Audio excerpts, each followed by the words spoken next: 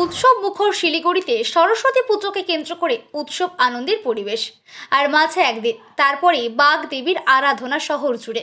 গৃহস্থ বাড়ি, শিক্ষা প্রতিষ্ঠান, পাশাপাশি বিভিন্ন পূজা মণ্ডপে বিদ্যার দেবী সরস্বতীর আরাধনা করা হয়ে থাকে। পুজোর দিনে গোটা শহর আনন্দময় হয়ে ওঠে। আগামী 23শে জানুয়ারি সরস্বতী পুজো। শিলিগুড়ির কুমারটুলিতে শিল্পীদের ব্যস্ততা তুঙ্গে, হাতে খুব একটা সময় নেই। সেই কারণে অনেকেই পৌঁছে গিয়েছে শিলিগুড়ি শহরের বিভিন্ন জায়গায় সরস্বতী ঠাকুরের প্রতিমা কিনতে। প্রত্যেক বছরের মতো এবছরেও বিধান মার্কেট গোষ্ঠপাল স্ট্যাচুর সামনে দেখা গেল ছোট বড় মাঝারি আকারে সরস্বতী ঠাকুরের প্রতিমা। ইতিমধ্যেই প্রতিমা বিক্রি শুরু হয়ে গিয়েছে। বিক্রেতারা আশা রাখছে এবছরও ভালোই বিক্রি হবে।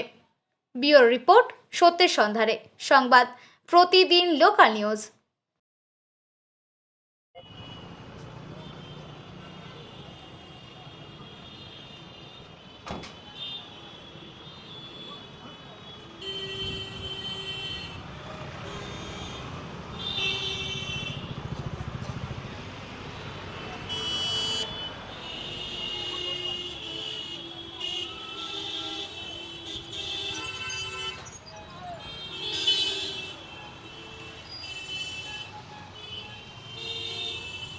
দাদা, আপনি কোথা থেকে এসেছেন? আমি আসছি রাঙ্গাপানি থেকে। আচ্ছা, পুজো তো পরশু দিন। হ্যাঁ, পরশু দিন পুজো, তো আমরা আজকে এসেছি কারণ কি অত দূর থেকে এসেছি, তো সব আচ্ছা। জায়গায় ঠাকুর দেখছিলাম, এখানে ঠাকুর ভালো লাগছে, আমরা নিবো একটা ঠাকুর। এখন আমাদের গাড়ি আসবে।